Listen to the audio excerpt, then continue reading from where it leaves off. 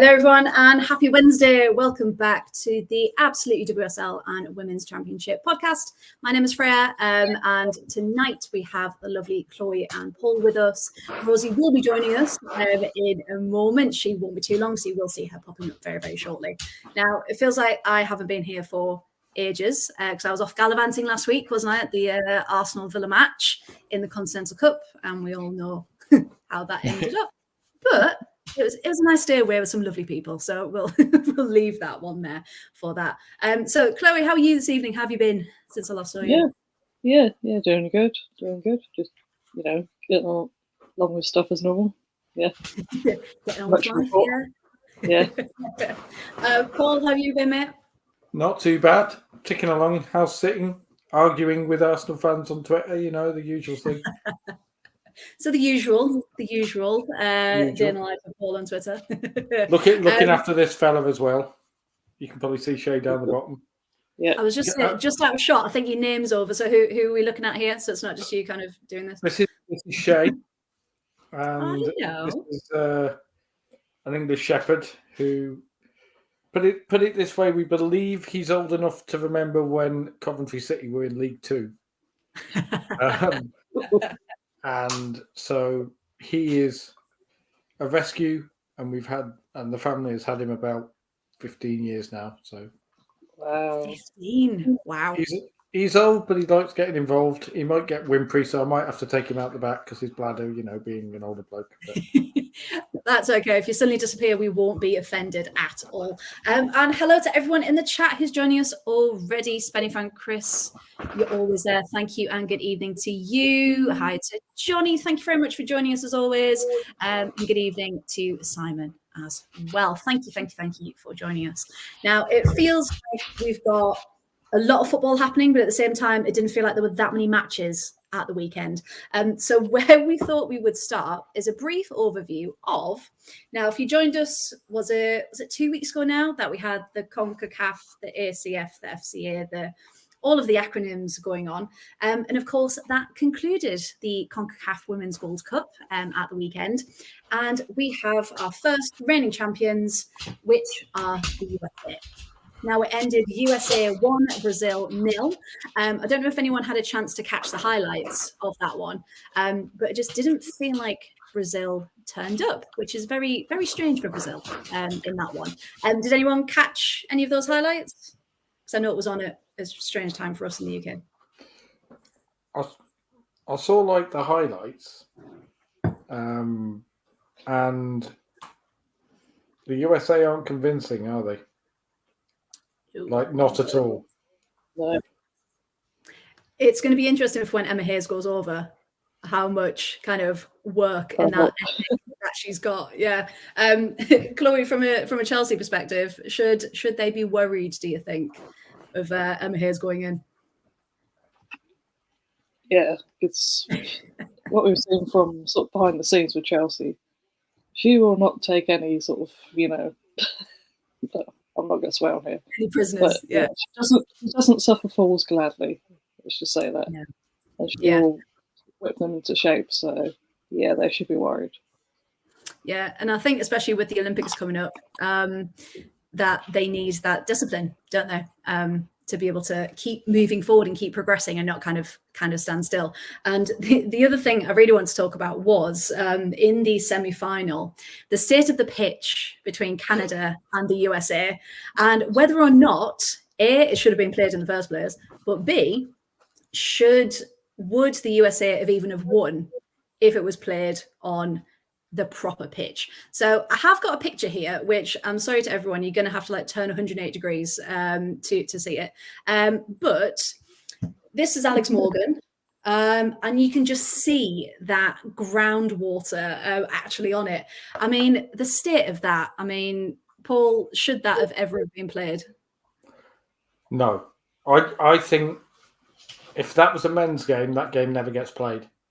Genuinely, I think we're at that point now. I don't think it gets played if it's a WSL game. I don't think it gets played if it's a championship game. Maybe gets played if it's an NWSL game, because we've seen there and the MLS there was that picture of Hugo Lloris in his debut in the MLS, playing in a snowstorm, wondering what on earth he was doing. Yeah. But in answer to your questions, no and no, because given that one of the goals happened, like basically, however much the USA might say, "Oh, it was a great finish," it happened because of the pitch. Yeah, because for those who didn't watch it, it was very much, I can't remember who it was now off the top of my head, but it was, they'd kicked the ball and they went to intercept, didn't they? But the ball had just kind of stopped. So then no one kind of ran for it because they thought it was going to travel more because you've kicked it with a bit of force. And then they just took advantage of an open goal, essentially, didn't they? Because the ball physically wasn't moving with that water. So yeah, it wasn't by any means a strategic, clinical, quality goal at all, was it? It was literally just taking advantage of the conditions. But I do want to shout out, again, I've got Adrian Leon's shirt behind me.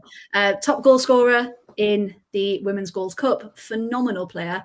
She even got the equaliser to take them to pens right at the end. So what a fantastic player, and just been such a miss for Villa. Can't wait to have her back because we need her because we are struggling. And yeah, Chris has put in the chat there. Spenny Moore's game versus Scunthorpe got called off for less than that. Yes, absolutely. And it was just the initial state of it when they were running about a little bit. We were like, oh, that's a bit bad. But the fact it continued, and it was very, very reminiscent of was it Republic of Ireland, Albania, where it was just thunder, lightning, torrential. You know, you're half expecting like a tornado to come past at one point. Like, it was just, you know, the standards we just expect a lot higher, don't we, moving forward. But I did have one last question for you both before we move on. Considering the Gold Cup was the first ever one they've held for the women, so, you know, fantastic moment that they're getting their own cup. But because it didn't really mean anything, and you think about what's happening in the league with the FA Cup, the Continental Cup, etc., do you think that those players, yes, it's time with their team before the Olympics, but would they have rather actually stayed and helped out their club progress in a competition? Chloe, what do you think? Because I was just having a bit of think earlier, and I didn't quite know what. Yeah, it kind of took away, you know, for the clubs missing all those players, you know, outside of a sort of FIFA break, really. So yeah, I think they'd probably rather stayed at their clubs. Maybe do this within maybe an international break. That seems to work better, but it was weird how it's scheduled. Yeah, that timing just out of what seemed to be everyone else's international window. Paul, have you got any thoughts on that one? I want to congratulate Chelsea's lawyering to stop Myra Ramirez travelling. Yeah. Absolutely. For those who didn't see this, basically FIFA argued that Myra Ramirez had to travel because obviously it was a FIFA competition and Colombia were taking part. Chelsea went deep into the FIFA rules and found out that clubs are compelled to release players for competitions organised by their country's member FIFA confederation. Yeah, that was it. Which is CONCACAF, obviously. That, however, is North America and Central America. Colombia are part of CONMEBOL, which is South America. So Chelsea went, technically, there's a loophole here. And FIFA went, no, that... yeah, actually. It's like, damn it, someone's used the rules against us. I was going to ask, actually, Chloe, as well, another thing. Speaking of the USA... Emma Hayes has had to deal with some pretty big personalities at Chelsea and still has to, and tends to deal with them pretty well. But she hasn't really had to deal with any disruptive personalities like the Team USA captain, Lindsay Horan, who is, I think we'll just say an interesting individual. I love her. Yeah, she is someone who I think engages mouth before brain a lot in interviews. which is the polite way of putting it. She's not very popular in women's football, apparently, because of her political views. She's been openly Republican, and that's obviously gone down well with your average women's football fan. Yeah. But how do you think Emma Hayes will deal with a captain? You know, how do you think she would have dealt with Carly Lloyd, for example? And Lindsay Horan is very much in that kind of, I'm the alpha dog here. Yeah, I think Emma would go into that saying, "You're not the alpha dog, I am. You know, if you want to be part of this team, here's what you got to do." Yeah, because I know that sometimes there's players that we've maybe rumoured for, but they're just not quite the right fit and attitude and that sort of thing. Like, look at the way we got rid of Ramona Backman.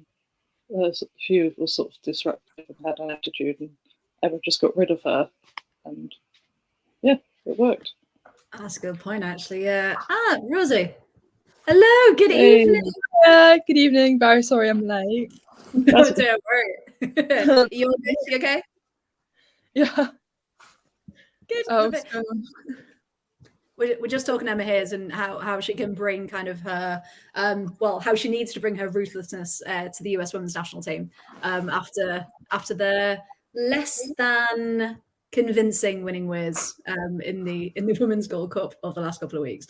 But considering we've got some big matches coming up, Chelsea, Arsenal, etc., it'd be really good to get everyone back. So everyone's firing on all cylinders. They've got the people that they need back, because we've had some massive names missing, haven't we? But we will talk about that as we move on. Now, we had the FA Cup, didn't we, this weekend? So it felt a bit bare on the old schedule, on the old fixtures list. But let's start off. Paul, let's start with you, shall we? Liverpool, Leicester. Did you see this one coming? Because I don't know if I did. 2-0 to Leicester. I don't think I saw it coming necessarily, particularly with the well-publicised issues at Leicester that we're not going to talk about because everyone knows all about those. Yeah. But you said to me, I'm glad you went to me first because it means I can just use my 5-word summary of the game as to why Leicester won. And big up probably one of my favourite WSL players by a long way. And just say Leicester won because Jutta Ranteler was Jutta Ranteler. Yeah. Like 2 goals. Doing Ranteler things. Yeah, absolutely. 2 goals. She does this thing. If she was playing for if she was on loan from Man United to say Leicester, there would be media articles about her and the next big thing. Not that I'm mentioning any particular player, but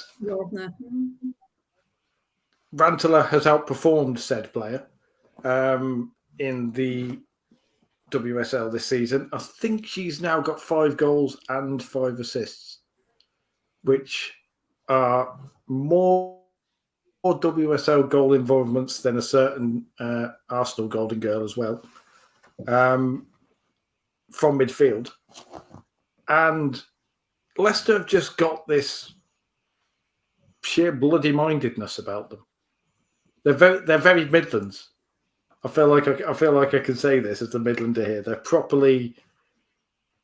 They get overlooked by both sides, because all the glamour teams are in the south and in the north, maybe, in the WSL, and they just turn up and they battle, and they probably weren't the favourites against Liverpool, certainly with the off-field events. And they just turned up and ground out a result. And to his credit, Matt Beard said, we were beaten by a team who turned up and wanted it more. And now they're in the semi-final, and it will be, 1 game from Wembley, and now they'll be dreaming. And it would be a heck of a story, wouldn't it, with all the off-field stuff with Leicester, if they could, I won't say win it, definitely get to Wembley, but if they were to win it with all the off-field turmoil, that would be an amazing thing. Yeah, because that would show that determination, wouldn't it? And just, if you've got that fight and that grit, you can definitely get at those places. I was just looking at some stats as you were talking. You are absolutely right.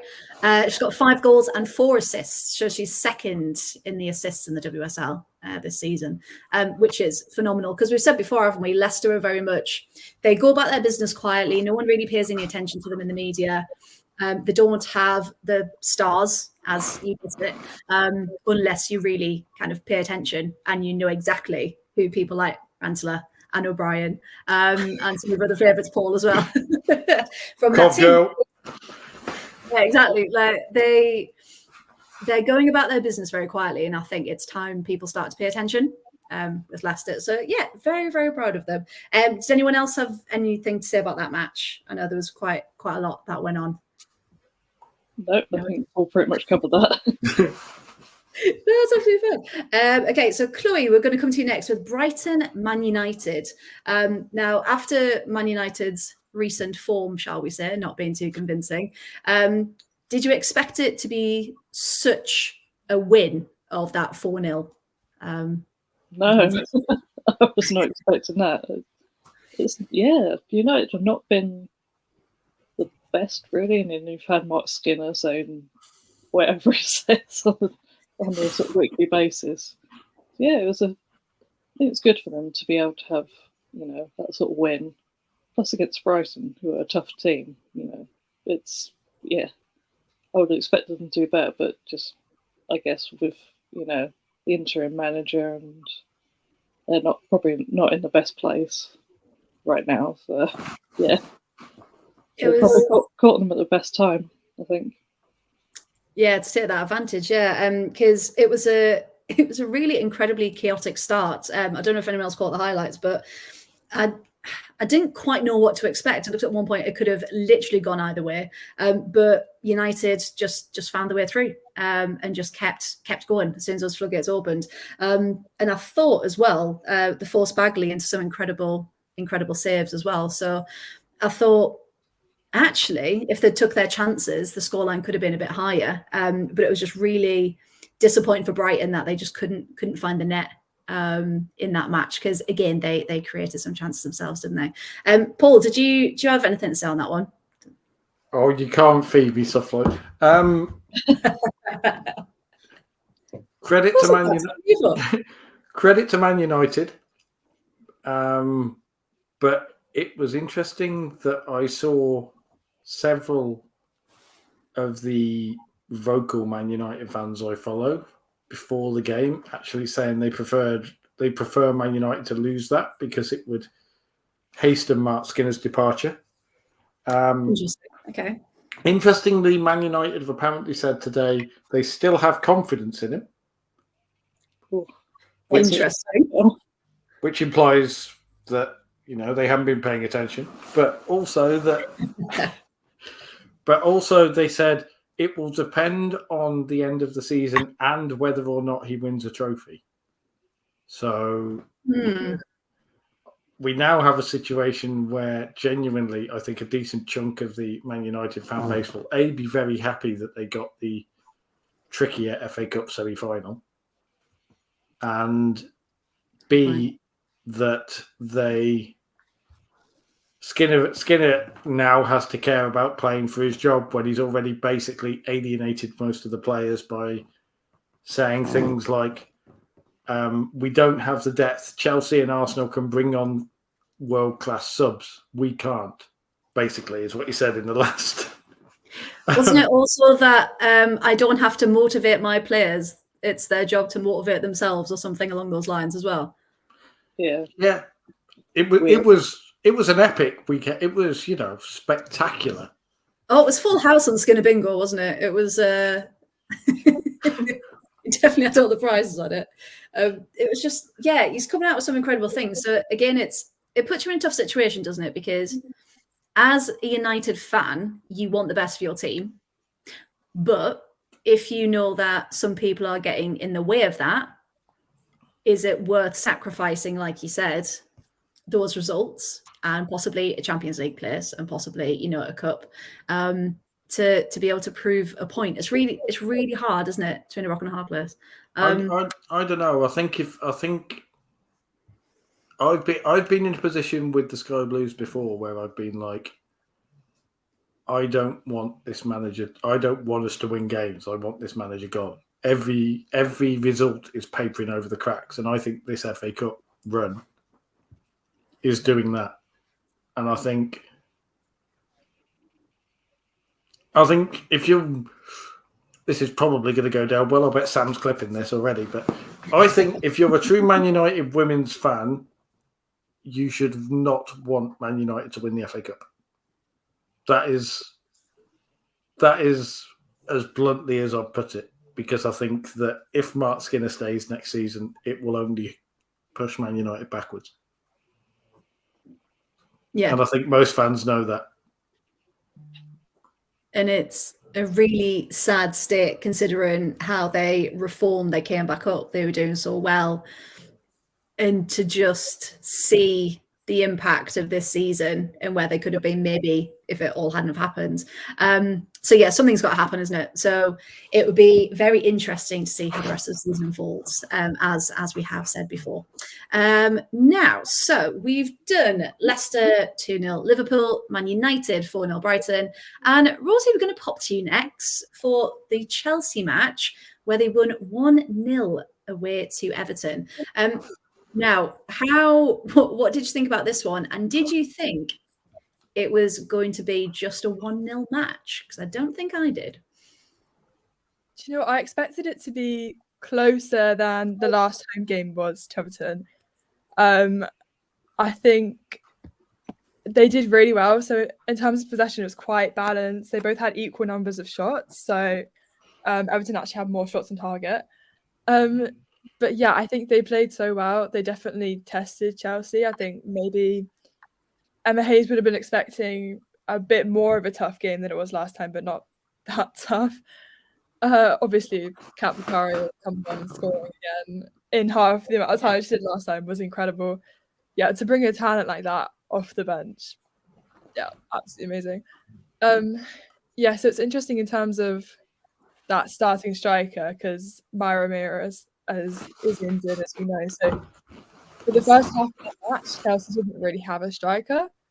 And it showed because I could not tell who was playing in the number 9 role. I don't know if you could.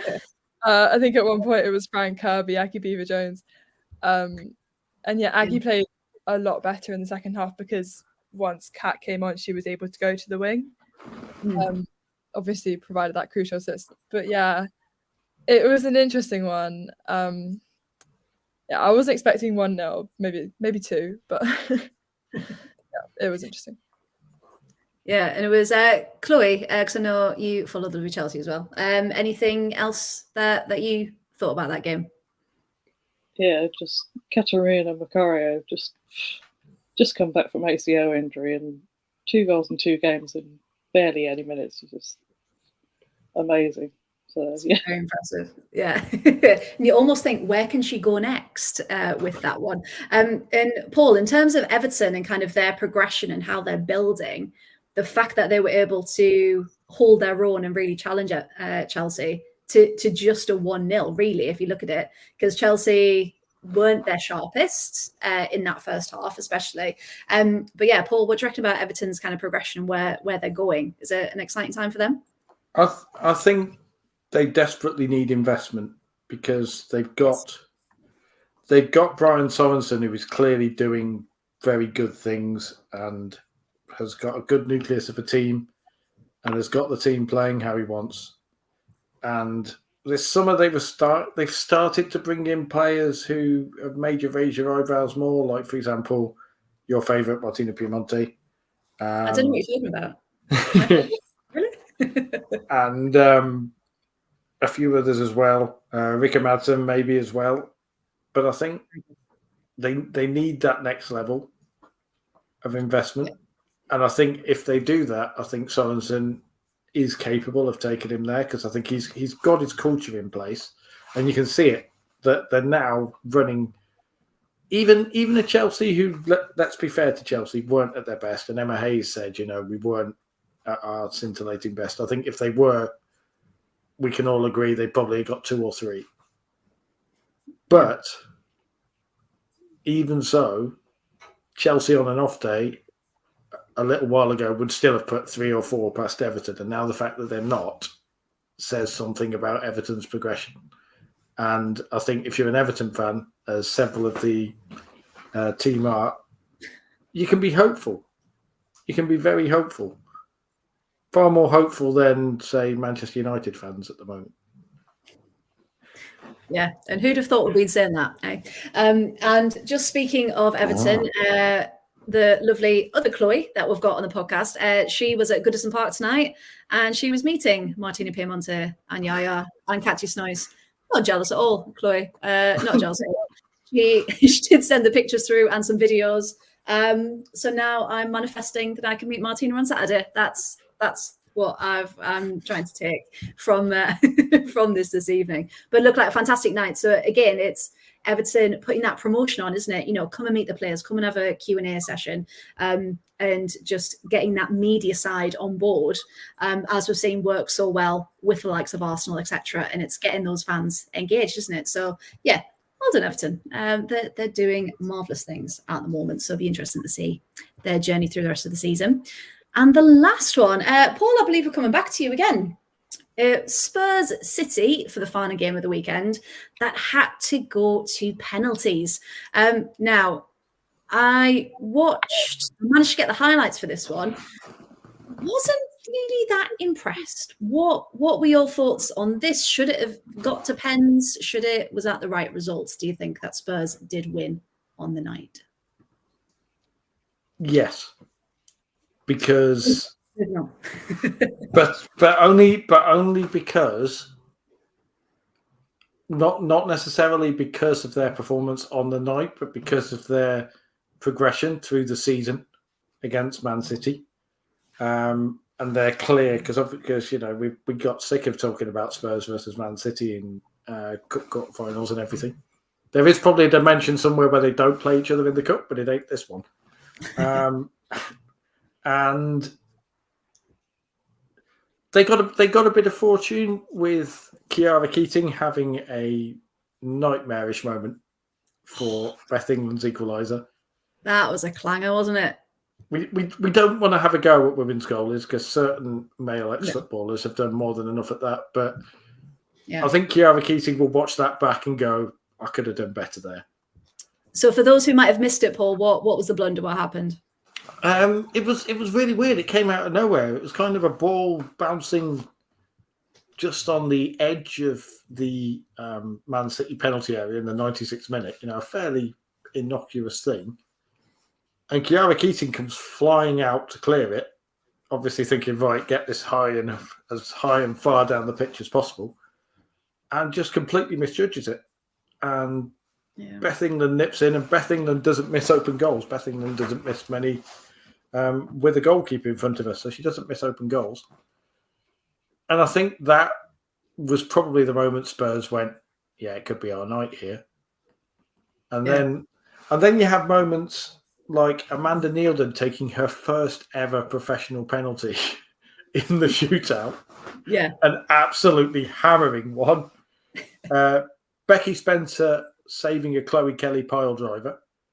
Yeah, that was incredible. And that reaction as well. It's like, maybe this was meant to be. Maybe this is all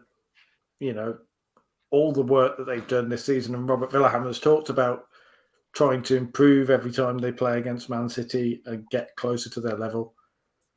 And maybe this was the night they finally got rewarded for it. And that's why I think they deserve to win, not necessarily because of that thing. I'm a big believer in kind of building up karma in the bank, if you like. And I think this was football finally rewarding them for all the work they've put in the past few months. Yeah. And it's a bit of the magic of the cup as well, isn't it? That anything can happen on the night and anything will happen. And I know Emma Burns was saying on the Boots Ball Bras podcast with Farrah Williams, she was saying, Chiara Keating is phenomenal, but she's still so young.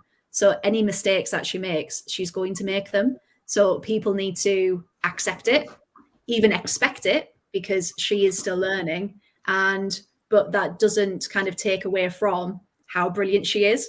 So I think it's a reminder to kind of put everything into perspective and how even one off moment does not define a player as well. So that was really, really refreshing to hear, actually, from someone who was so pinnacle in the game.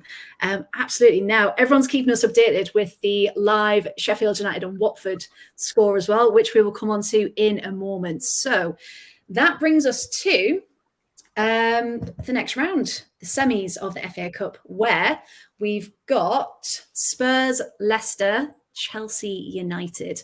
So that means we are going to have a brand new finalist in the FA Cup. It's been a long time coming. And what do we think, kind of predictions wise? So let's do Chelsea United first. Chloe, what do you think? Thoughts on that one, Chelsea United? Yeah, I think it'd probably be a tough one because they always turn up against us. But I think we'll get through. I think Chelsea can do it. Okay, Rosie, what do you think? Do you think Chelsea can clinch it? I think definitely. Yeah, I mean, United obviously haven't been at their best this season. Maybe we'll see a surprise on the night, but I'm just annoyed that it's away. Chelsea always are away in semi-finals. Well, hopefully away doesn't mean a loss, and they can still do it. Paul, what do you reckon? Chelsea or United? Who's going to come out on top? Chelsea at a canter. Like management. I just think again, Emma Hayes could beat Mark Skinner with one arm tied behind her back and twice on Sundays, and tactically. And I think that particularly with the motivation that Chelsea have got at the moment, with obviously Emma Hayes' last season, and she can say, "Oh, we're just playing, we're just going," but all the players want to win everything. Yeah, and I think that all of that will mean that they will turn up, and whatever Man United will have for them, they just won't have enough for them. So I think it's Chelsea in the final again. I think Chelsea in the final. Okay, so then let's look at the other semi then. We've got Spurs, Leicester. So I think that might be a bit harder to call. So we'll go around again. Chloe, what do you think? Yeah, it's going to be tough to call, but part of me really wants Spurs to get through because it'll be Chelsea Spurs final. Yeah, tipping Spurs. Yeah. Rosie, what do you reckon? I reckon Spurs. I mean, again, I do want a London derby final, but I think Spurs can do it. You can do it. Paul, what do you reckon? The Cov connection wants Leicester. Well, Simon, being a fellow Sky Blues fan, will hear the Coventry fan say, "I want Leicester," and he'll be spitting feathers right now. But again, I use the Shannon O'Brien clause.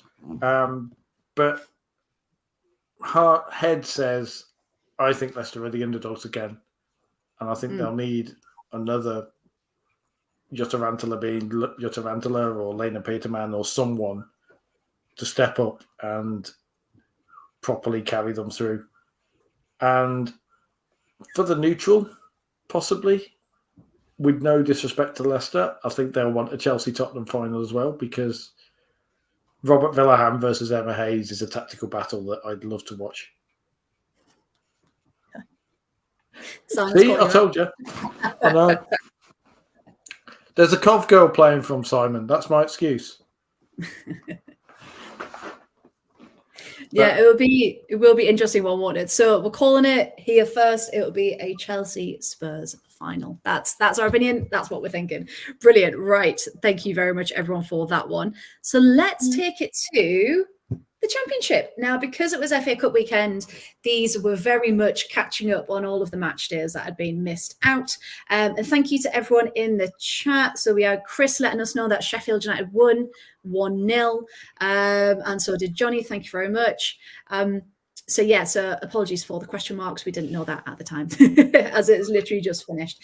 So that brings us into a very interesting position. So I think, who we're going for first?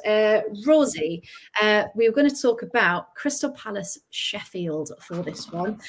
Caught the highlights. Now, I caught the highlights as well for this one.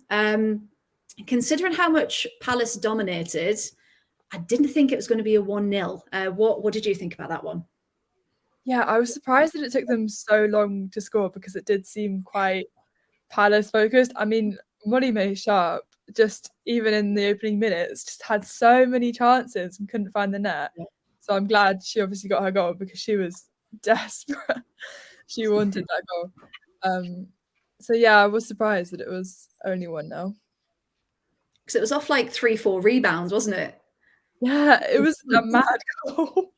I didn't want it to go in, but somehow it did. Yeah, and again, it's that tenacity, isn't it? Like she didn't give up throughout that match. And I really thought Palace should have been at least 4-5-0 up. The amount of chances they had, and it just wasn't working, was it? They just couldn't find the back of the net. But I thought Fran Stenson, on the other hand, pulled off some spectacular saves in order to keep United in the game as long as they did, and especially because she's been playing a lot of the under 23s as well. So again, we've talked about before, kind of that new talent coming through, the future of the Lionesses.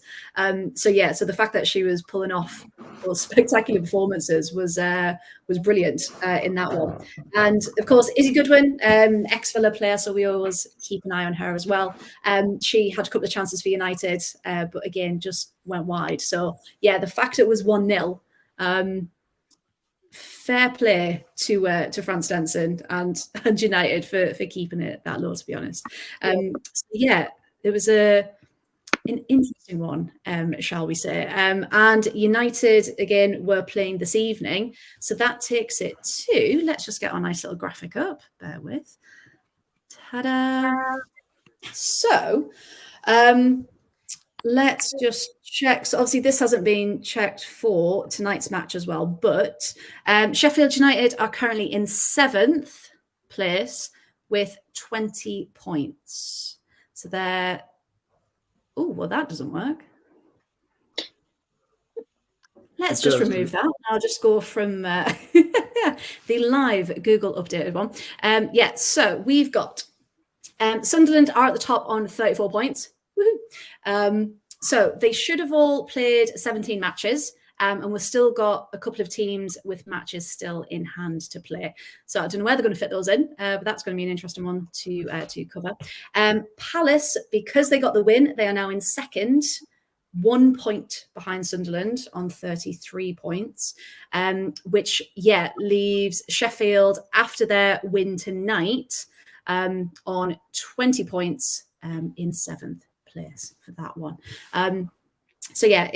We've said this before, but it literally is every single point counts, doesn't it, in the Championship, which is insane. And the next one we were going to go to is, Paul, I believe it's you. Charlton, Reading. Reading won. They got 3 points. That's exciting. Big surprise, that one. Yeah. Massive at both ends of the table, because I think that now means Reading are safe. Because let's have a little look. Reading are now 9th on 18 points. And Charlton, again, they were going for the top, weren't they? They were. Yeah. They're sat in 4th, but crucially, Reading still have 2 games in hand on all the teams below them. So and Charlton still do have a game in hand, but they now losing that game. They've ceded massive ground to Palace and Sunderland, because looking at that title, and again, it was just a 1-goal game, and it was a battle. Charlie Wellings scoring for Reading, but it was one of those games that was you kind of forget even as it's happening. And that is not a slight on either team. It's just Charlton were not really at the races. No. And assuming that now means that Charlton are not out of the race, but have given themselves much more of a harder job, that will be the game they look at and go, that was where our title challenge perhaps faltered a bit. Yeah, absolutely. Because especially in that race, so we've got Sunderland on 34, Crystal Palace on 33, Southampton 30, Charlton 30, Birmingham City have dropped off a bit now, they're on 26. But again, with still 2 games left to play, and you just think, again, for that push, you can't afford to be losing points against anyone, but especially against those to the middle to the bottom of the table. You'd expect, oh yeah, that's a 3 points. That'll take us to the end of the season, won't it? So yeah, you're absolutely right. That is going to be their pinnacle moment where you think, yeah, that shouldn't have happened. That definitely shouldn't have gone in. Yeah, was there anything else about that one, Paul? Sorry, I just kind of started talking. It's a huge result for Sunderland as well, because for me, like I was saying, because of the way things work, that takes out Charlton's game in hand advantage, because they have still got a game in hand, but they can't use that game in hand if all of the results are the same to leap above Sunderland. The only team now that can do that are Palace, because they're 1 point with the game in hand. Is there 1 point? So, yeah.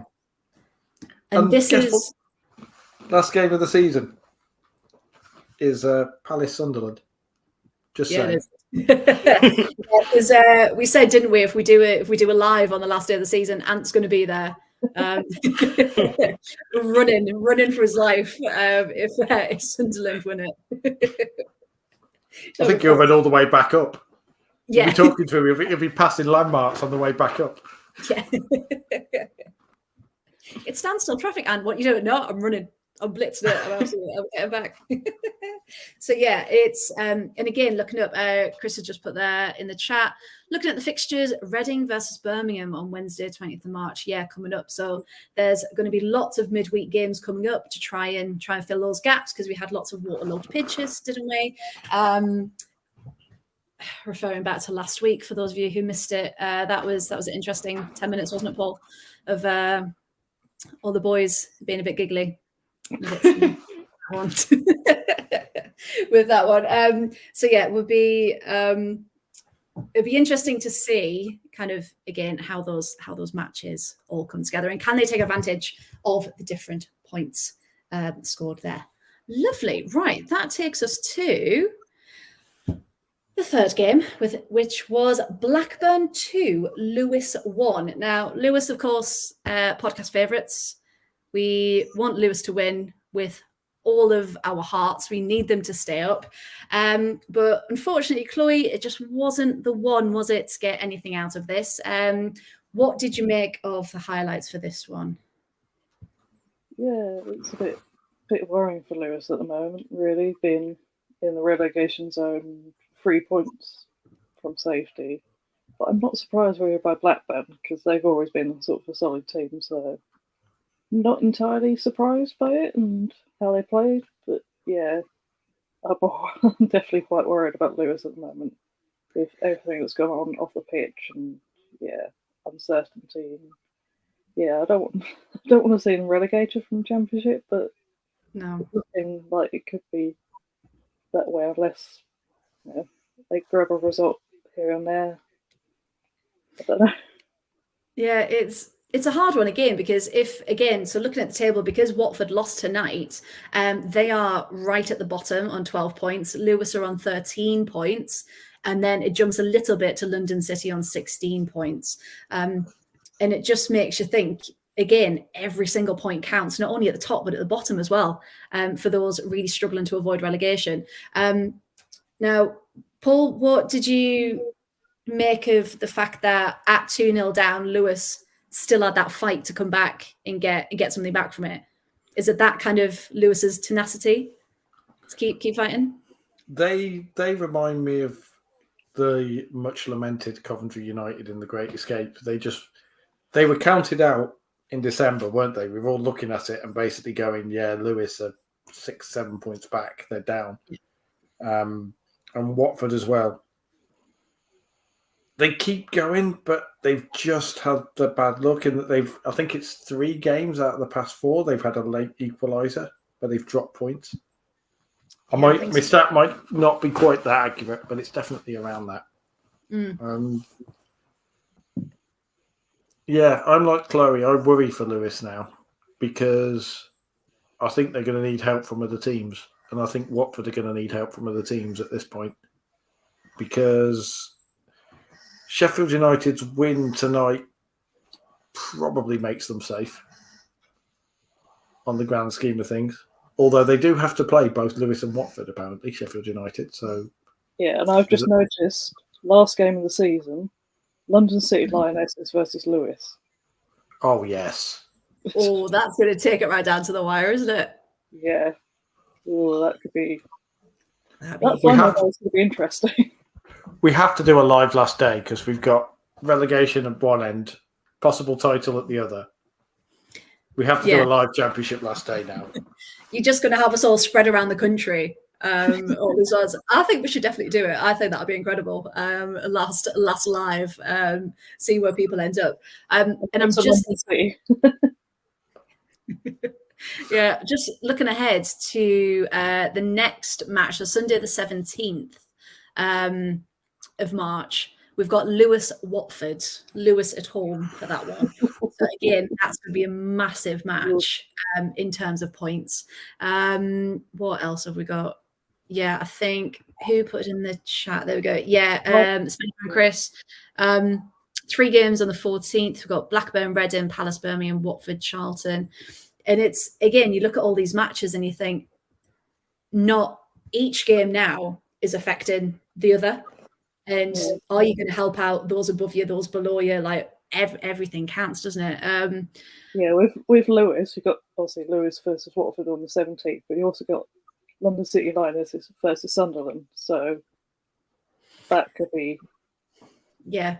And what's even mad about that fixture is I remember last season when London City were going for promotion, and I went to that Sunderland match and we lost horrendously. We got absolutely battered by them because they were just a completely different machine. So the fact that actually Remy Allen's now gone in as manager of London City, I think they're going to have a massive push for the end of the season because they won their last game, didn't they? But yeah, has anyone got any opinions on Remy Allen? Because I personally love her. I think she's phenomenal for everything she's done with the under-23s and things. So how do we think she's going to work for London City to the end of the season? Chloe, what do you reckon? Think she's going to be a good influence? Yeah, I think it should be a good influence. It's a bit surprised to see, her leave Birmingham, but then obviously you heard news about her being a manager. I was like, oh, okay, yeah, that makes sense. But yeah, I think she'd be a good influence. Yeah, because it was about half an hour difference, wasn't it? It was like, thank you, Remy, for everything. And then suddenly, welcome, Remy Allen. It's like, right, what? What has just happened? You were playing literally last week. What is going on? Rosie, from what you've seen of Remy, do you think she's going to be a good influence? Yeah, I mean, again, I didn't even see the Birmingham announcement. I just saw that they signed Remy Allen. I was like, okay, thought she was still there. But yeah, I'm excited. I think she could do good things for the team. Obviously, the players have done interviews. I think they're very excited to see what she can do. They all seem to pretty much like her. Well, they're all friends, aren't they? Like they've all been on each other's podcasts and things like that. So yeah, I think it's really good. Paul, what do you reckon? Remy, a good appointment? I think she's brave. First ever management job, and she throws herself into a trigger-happy manager, trigger-happy ownership with a relegation battle. Talk about a baptism of fire. Everything that's been said about her as a player and a person, though, says that she's ready for this. Everything that I've read about her, everything, that anyone who's ever interacted with her has said about her. She's obviously seen this and gone, right, this is my chance. I can either be a squad player with Birmingham, possibly another year in the Championship, or I can take the leap and go in right at the start of potentially something massive, with obviously London City being owned by the same owners as Washington Spirit and Lyon Women. So there was a joke, because the NWSL is doing bits in transfer money. So you never know. Next season, Washington signed Putellas and she suddenly ends up getting loaned to London City for, I don't know, rehab or something. Now, just to try and get people in. Well, they've got to get people in the stadium somehow, haven't they? And that's true. Something like that is going to do it. Would do it. Yeah, I'd see it. Oh, that would be brilliant. It's just when things don't make sense, but yet they're happening. That will be one of them. Like, why is Alexia in the middle of London in a stadium with about 5 other people? That doesn't make any sense for that one. Right, now that feels remarkably quickly to come to the end of all the matches. So it's a good thing we've got some more talking points, isn't it, to go through? Now, the world of women's football never stays still, does it? So we have a lot that's happened over the past week and a bit. First things first, of course, the Lionesses have announced their internationals, and they also announced the stadiums that they were going to take part in. Now, the laugh says it all. We were all expecting that the England versus Ireland match would be at Wembley because the atmosphere it would sell out. We all knew. And then it was announced it was at Norwich. Now, no offense to Norwich, but I think we were talking that, weren't we? And it's about, what is it, a 32,000 capacity stadium? I think. 27. Oh, was it 27? Oh. It's even smaller. Yeah. And you just think, Wembley, 90,000. Norwich. Like, am I alone here? Or what did other people think? Rosie, what do you reckon? So, obviously, this game hasn't played at Wembley. I'm glad at least there's one game at Wembley. Yes. I think we might have done Sweden because it was first. I guess just a way to kick off the qualifiers. But yeah, I agree that Norwich was a bit random. Because they can definitely pack out Wembley. Sorry. I don't know why they've gone for a stadium with such small capacity when they could 100% get more people in. Yeah, because we were even talking about it could have been like at Anfield, with like the Liverpudlian Irish connections. Like, just if there was a bit more thought to it, maybe, then it probably wouldn't have been there. I don't know the reasoning behind it, because there must be something. I don't know. It's quite random.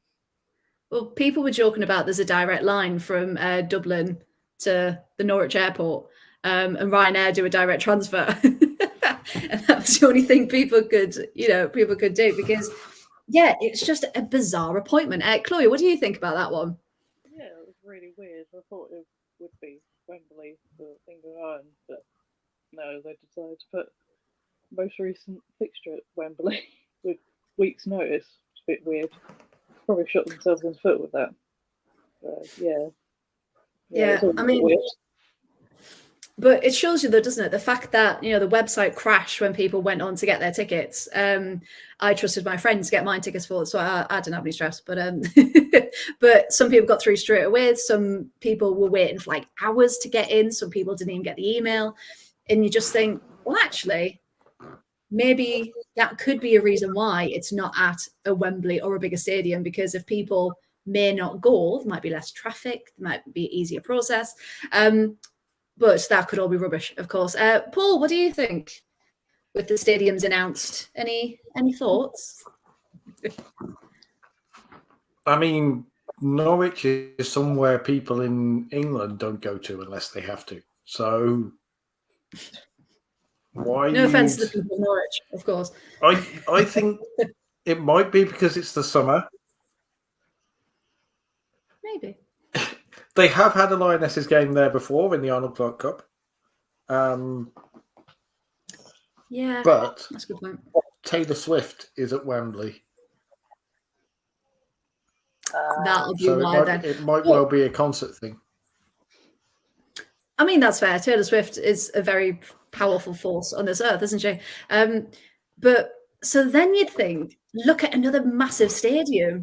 Don't just force it into the southeast of England for the sake of it. Maybe even if it took a bit more time to plan, maybe, then kind of maybe move it. But okay, now Taylor Swift's on. That makes a lot more sense, to be honest. But it'll be interesting. So I think I know Rosie, me and you are going to the Sweden game at Wembley. Chloe, Paul, any plans to go to any of the internationals? Not at the moment. Probably have to wait and see what things are going on, really.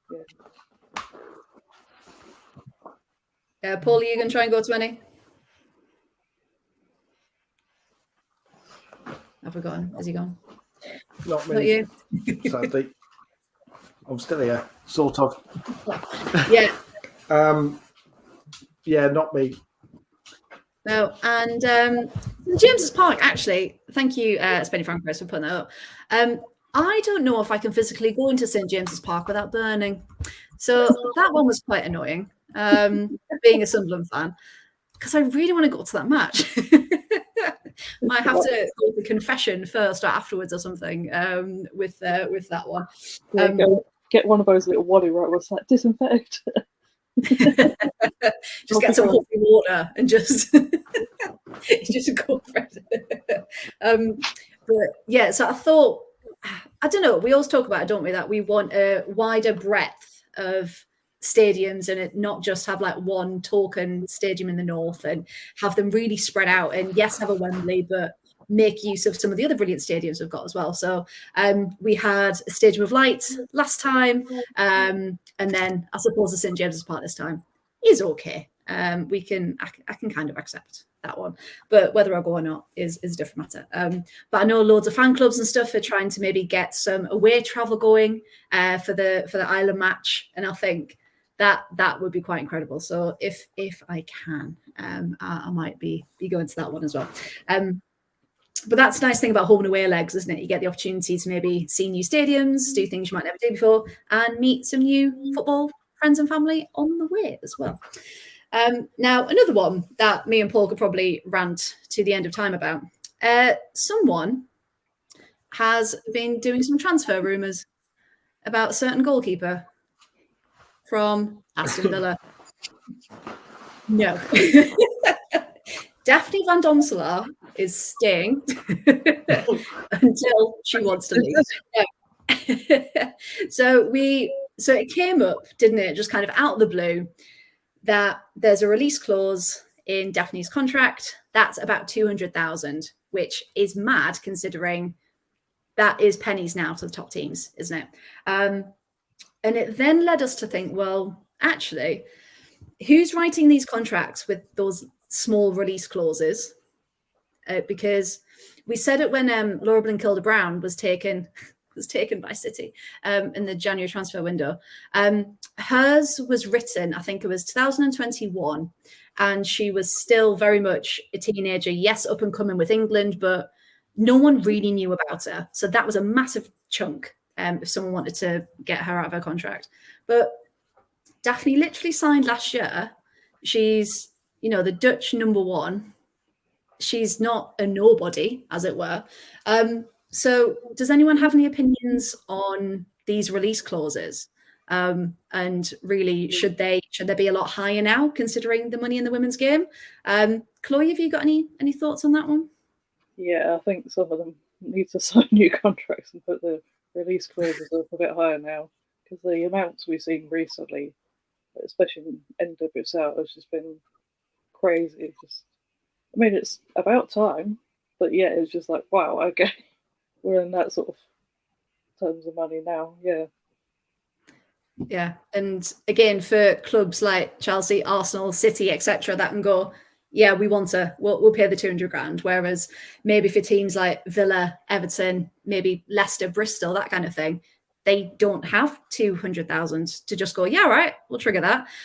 So that really, again, widens that gap, doesn't it? And I know we were talking as well in the chat, Paul, we were talking, weren't we, about this whole collecting keepers, and actually in the evolution of the game, are we going to have a recognised number one, or is a club going to have 2 or 3 keepers and keep that rotation fresh so you've got 3 competitive keepers?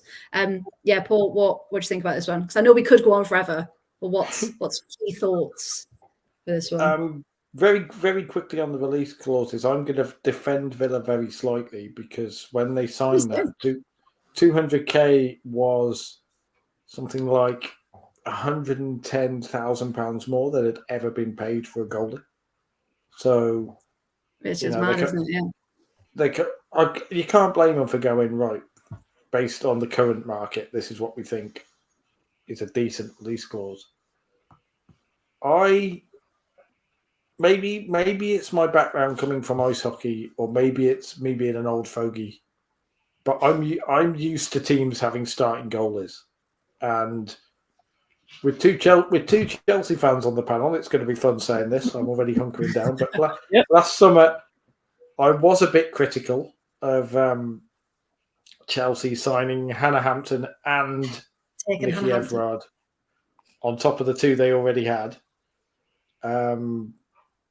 Because previously I had a look at the stats, and Ann-Katrin Berger was very clearly the starting goalie, played something like 17 games a season in the WSL. And I had a fun discussion, shall we say, with one of the prominent Arsenal journalists who appeared not to recognise the concept of a starting goalie, even though Manu Zinsberger has played an average of 1,400 minutes.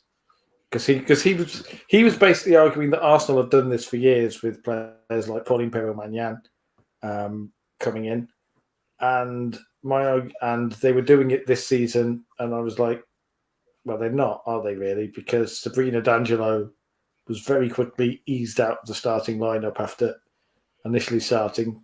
Kayla Marquise was loaned out, despite being. I still say if you're paying the highest fee a club has ever received for a player, that's a significant investment by the buying team.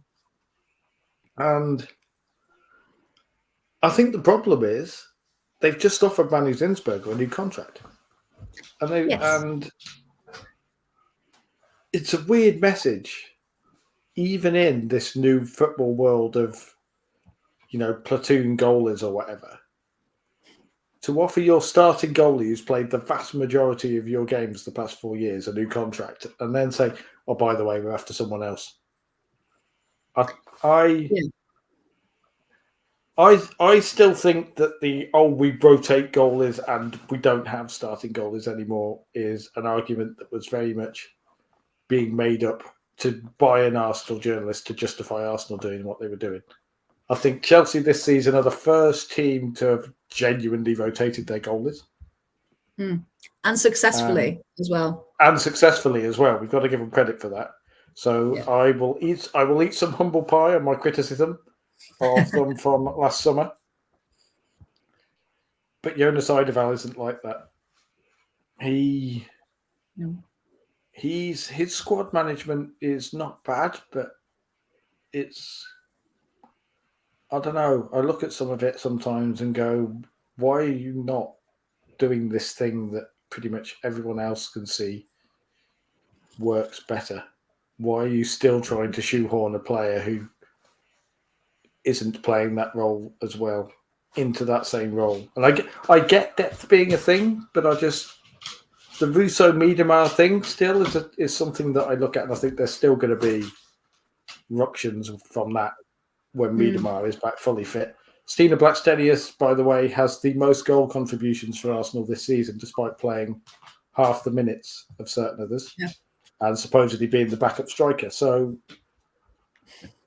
I think that stockpiling goalies is greedy and dangerous for the vast majority of teams. I think you need a very astute manager like Emma Hayes to be able to justify it and do it right.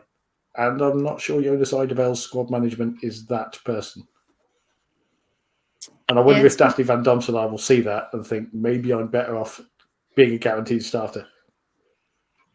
Let's hope she does, right? Because I think when I tweeted it the other day, I was like, if people keep taking our players, we will literally not have a starting 11. So if everyone could just kind of back off for a little bit, that would be great until we get some more investment. Because Carla Ward made it clear, I don't know if anyone saw her post-match after the Arsenal game, but she said, we need help. So for her to kind of come out and say it that bluntly, as in, we need support, we need investment, we need everything because we're not getting it.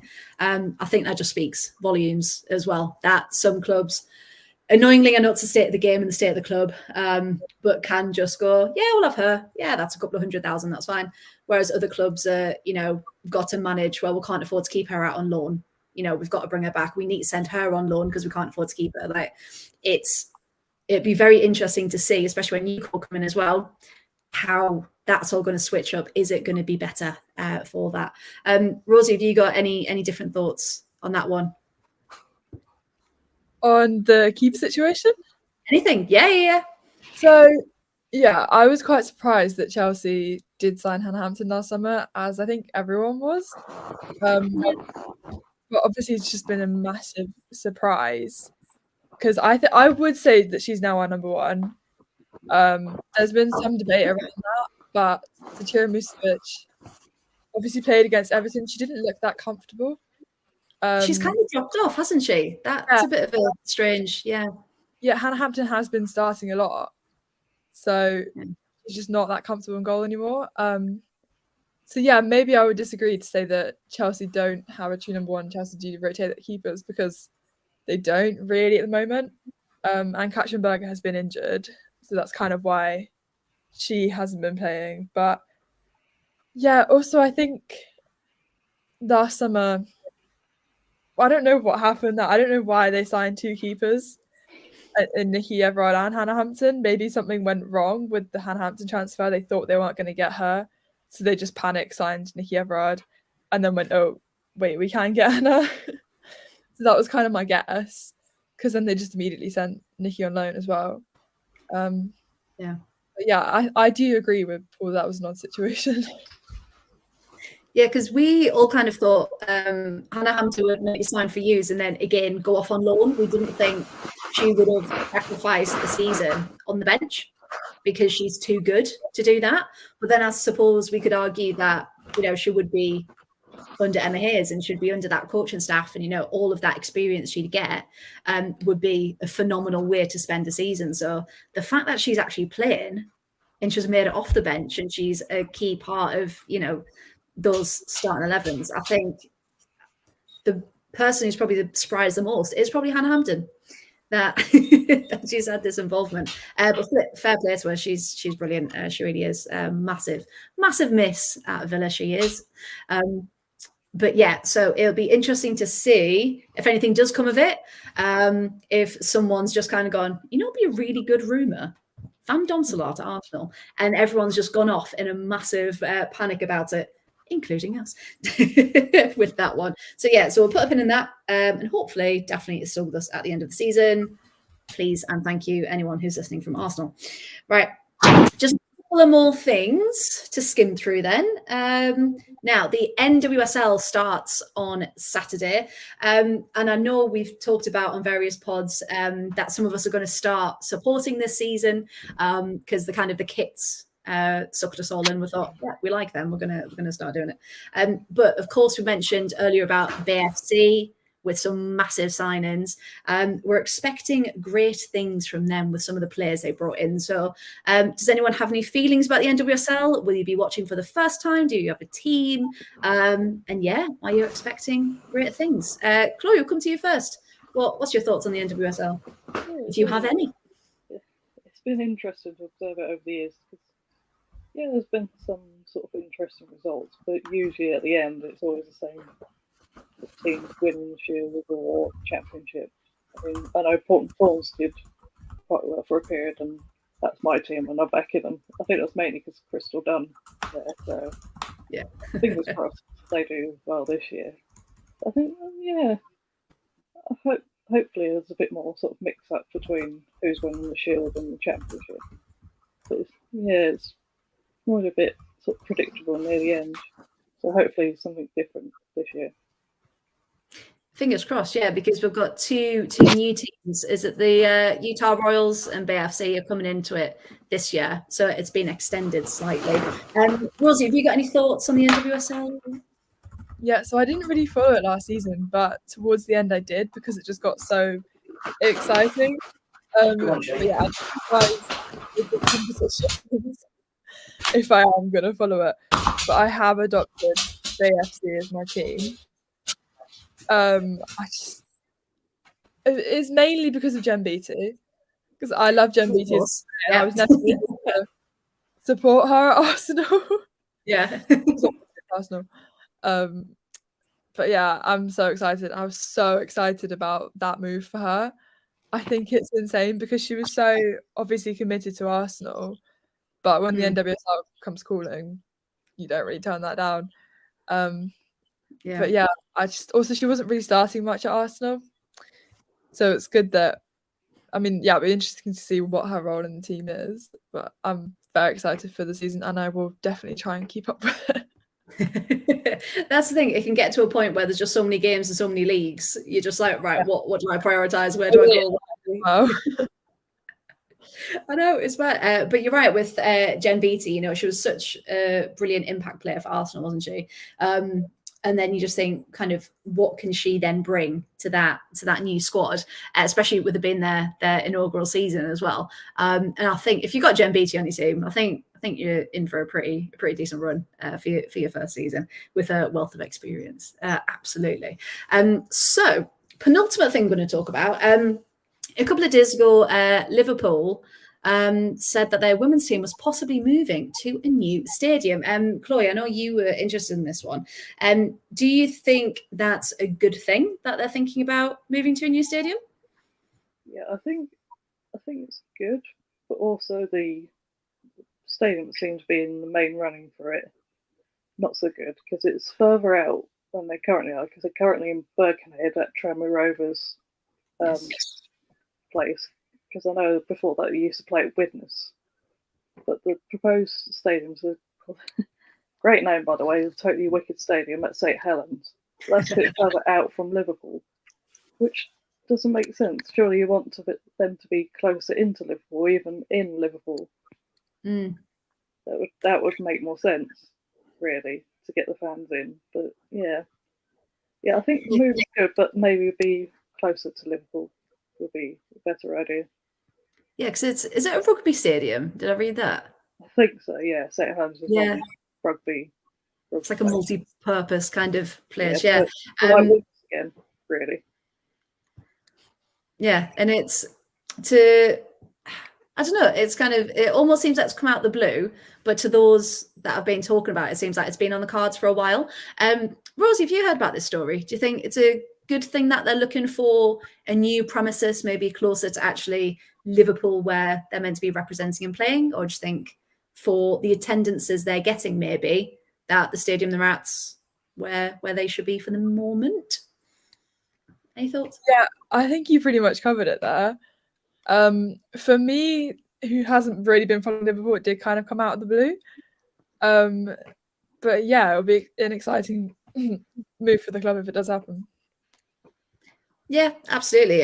Because I know I wasn't talking to. I wish I was listening to Rachel Laws talking, and she says, currently it's the Liverpool fans. They've got to travel across the Mersey. They've got to pay, the fee to get through the tunnel to actually come to games. So the fact that it's actually going to be on the same side as Liverpool and actually in their area is going to be hopefully have a massive impact on their attendances, and then.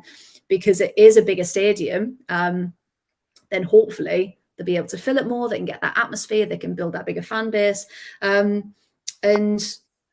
if we're looking at other clubs kind of moving to the men's stadiums to make it a club stadium, it should hopefully be in the pipeline for others like Everton, maybe, to once they've got that secure fan base, they can start to look to expand and improve and to get those in.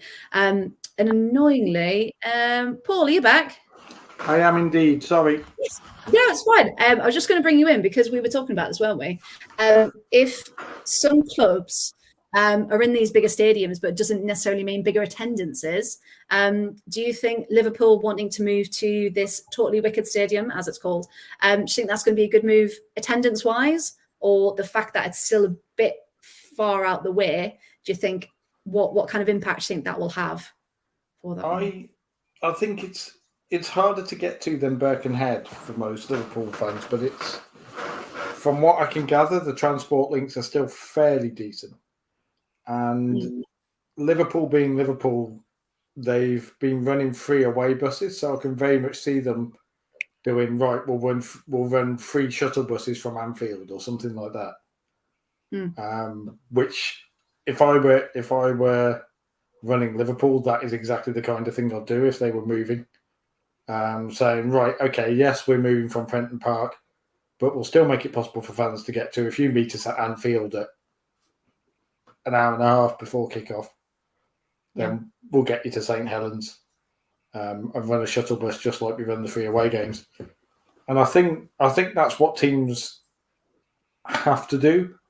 I'm surprised they're not moving to Anfield, to be honest. I think that would be a huge PR coup apart from anything else. If they're the first big WSL team who haven't already done it to say, right, we're playing permanently at the men's stadium. Because Leicester have. Yes. But Leicester have still played a few games at Burton Albion Stadium when the King Power isn't available for whatever reason. Yeah. And I think I don't get why they've moved from a football stadium to a rugby league stadium though. That's the thing that confuses me a bit. Yeah, because I'm not sure whether that was an option or whether that was like the option. If they were to move with that one, so it'd be interesting one to follow. Won't it? And I know because we were thinking about Arsenal as well, weren't we? You know, and the impact of those attendances. And if they did move, because they've outgrown Meadow Park now, haven't they? Attendance wise and capacity wise. So would a permanent move to the Emirates, do you think, Paul, be a sensible move, or do you think again they need more of like a mid-range stadium before moving to the men's? This is going to get clipped, and I'm going to get shouted at by everybody because I've never liked the showpiece games. Well, I've liked the showpiece games, but I haven't liked the way that they've been used to argue that Arsenal suddenly have the biggest attendances in Europe or whatever, because they don't. By any stretch. The biggest single, I know I keep banging away at this, but the biggest single venue attendances this season are Bristol City. And they never get credit for this. I think if they move to the Emirates now, the bubble will burst. Because it will cost a fortune to play games at the Emirates. Like we heard Chelsea when they were talking about Champions League nights at Stamford Bridge, and they only opened the lower tier of one stand, and everyone said, "What are you doing that?" And they said, "Because if we open the whole stadium, we'd lose X million pounds on stewarding." So it's not economically viable to do that. And I think Chelsea accept that whilst they love to play every game at Stamford Bridge, it's not economically viable, and it won't be for several years. Especially while they've got their own facility in Kings Meadow. I think if Arsenal move to the Emirates, then we'd really see what the supposed fan base was. And if the growth really, really was that level, I think their attendances would halve. Well, I think they'd have to double ticket prices because I think the novelty would be gone. And I think it's too soon for most teams to be permanently moving to 50,000, 60,000 seat stadiums. I think massive stuff, isn't it? It's a massive one. Anfield, I think you've got the historical draw. It's right in the city centre. It's one club. The Emirates is too big.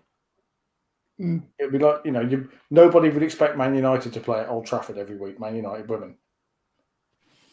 And so, sorry, Arsenal, but, you can get it. I also confidently predict they will move to the Emirates. Everybody will lose their minds and go how amazing it is. And halfway through the season, they'll be asking, why is the Emirates 2/3 empty? Yeah. That's the thing. Funny enough, there's been talk, I think the conference that's going on currently, there's some murmurs that Arsenal are going to move to the Emirates. So, I don't know how soon that's going to be. Possibly next season, we'll see. But yeah, I think they've definitely got the marketing sort of on point with all the attendances they've had. But yeah, it'll be interesting to see what a permanent move would bring. Yeah, especially because, like Paul said, it's very much, it's at the Emirates. That'll be a nice day out. Like, it's very much, it's that kind of situation at the minute. And same with Stamford Bridge Sim. I know when it's at Villa Park, suddenly there's loads more people you've never seen before. And in one way, that's great. But another way, you know that they won't be going to Bescott on a normal week. So it's kind of, it's making sure the stadium's right for the club and it's not pushing it to a certain point when they're then losing that much money that it hinders anything else. Because at the minute, we know money's a massive issue and we don't want that hindering anything else, do we, with that one. Claire's just popped up in the chat. Hello, Claire. I went to a county ladies at the weekend. We had a record crowd of 780, which is phenomenal. Oh, that's brilliant. And I know, again, going back to Sunderland as well, so with sitting top of the championship at the minute, they've then got to have that talk about, well, if they do go up, will they meet WSL requirements with Eppleton? Because at the minute, I don't think they do. But then going from Eppleton to the Stadium of Light, massive massive jump again. So it's, where do you find that mid ground? Is it the support of the FA to kind of improve where they are to get to a certain extent, or what are the next steps? So yeah, it's going to be very, very interesting for that one. So I thought the last thing we could do is have a quick prediction for the weekend, everyone. So I'm going to shout out a match. If you'd all like to just say who you think is going to win, that would be great. So funnily enough, the first one is Chelsea-Arsenal, which is Friday at 7:00. So probably no surprises, but who do we think is going to win this one? I want Chelsea to win, but it's like, I don't know. I'm going to that as well. It's going to be live reporter. Okay, so split. So without even thinking, Chloe, who's going to win? Chelsea. Rosie? Chelsea. Paul? Chelsea. Yeah. I'm going to go Arsenal just to be different. There we go. And then we've got Saturday, Everton Villa. I won't be offended, but again, quick go around. Chloe, who do you think is going to win? Everton. Rosie, who do you think is going to win? Paul? Draw. Yes, let's go for that. I will be happy if we get a draw. We've got Dree back, so you never know. Magic might happen. Pigs may also fly. But yeah, I will be happy with a draw on that one. Next up, Man United, Bristol. Chloe, what do you think? United. I think Bristol are not going to make it this season, unfortunately. It's a tough one, isn't it? Rosie, what do you think? United. Paul? Every fibre in my body wants to say Bristol. Like, genuinely. It's one of those Skinner ball games, but I think United, the sheer squad quality. I don't think it'll be management. I just think it's sheer gap in player quality. Yeah, they're fire to want to win. Nikita Paris, get her on. She'll score 5. It'll be all right. Okay, next one up, Liverpool-West Ham. Liverpool-West Ham. Chloe. Oh, that is a tough one, but I'm going to go Liverpool. Liverpool. Okay, Rosie, what do you think? Liverpool. Paul? Up the Reds. Unanimous for Liverpool. Very good, very good. Right, 2 more then. Brighton, Man City. Chloe, what do you think? I fancy Brighton to do the double, even though the turmoil, they did it early in the season. I feel like, that would be a good win. Especially City via wobble as well, haven't they, the last couple of matches? So you never know, Brighton could come through. Rosie, what do you think? I'd love Brighton to win, but I think City will. Might just edge it. Yeah, they might be a bit angry, mightn't they, after the last couple? Paul, what do you reckon? I think City have to win, and they always play under pressure. Yeah, and away from home as well. So I think you're right. Pressure definitely on. And last game, funnily enough, is going to be Spurs-Leicester, which could be a precursor to the cup competition. Chloe, what do you think for this final one of the weekend?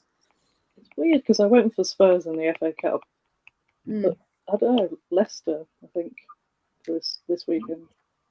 Okay. Rosie, what do you think? I'm going to go Spurs, but I think it'll be very close. Okay, brilliant. Paul, what do you think? Spurs by a goal. Spurs by a goal. Right. Heard it here first. Spurs by a goal. And Claire just put in the chat as well. Sorry, far behind. Who do you all follow apart from Freya? Because I think I might talk about it quite a lot. Chelsea. Yeah, I've got 2 Chelseas on the panel. Claire and Paul, of course. I'm a nomad. In women's football, I'm a nomad because I lost my team.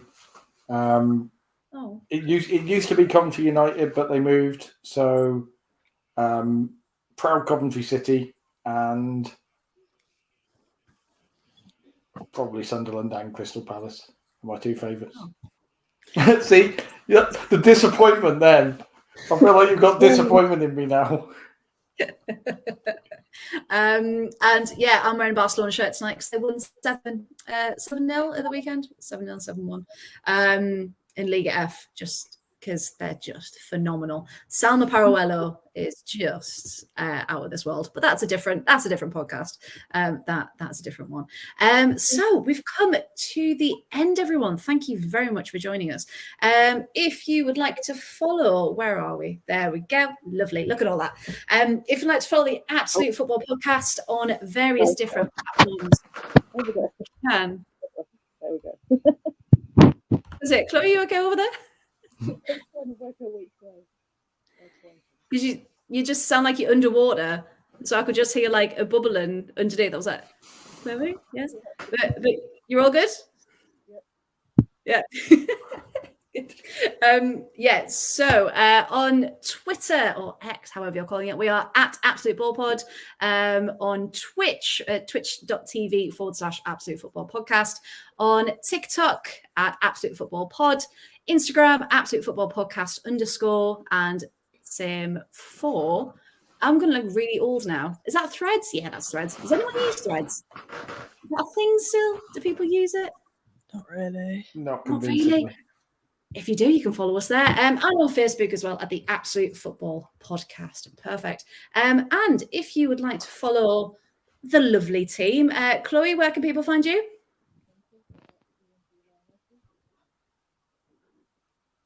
Can anyone hear Chloe? I heard that. At England Lionesses. Yeah, ENG Okay. Lionesses, which is just below. There we go. You're back. Hello. Yeah, so Chloe at England Lionesses. Rosie, where can people follow you if you'd like them to? I'm Rosie Dawson 144 on Twitter and Rosie Dawson.14 on TikTok and Instagram. Perfect. Paul, where can people find you? At Paul W Radio, usually yelling about Arsenal goalkeepers. Yeah, if you'd like a good rant and a good little spat, we won't say argument, but a good little spat, do follow Paul. He's great entertainment. And if you'd like to follow me, I'm at T4T Rights. I think across all socials, Instagram, Twitter, anything you name it. And I'm also at the whole 115 yards, again, across all socials as well. So thank you very, very much to everyone in the chat. You've all been wonderful. Thank you very much for keeping us company. And we'll be back again next Wednesday with more women's football chat. So thank you very much. Have a good evening, and we'll see you next time. Goodbye.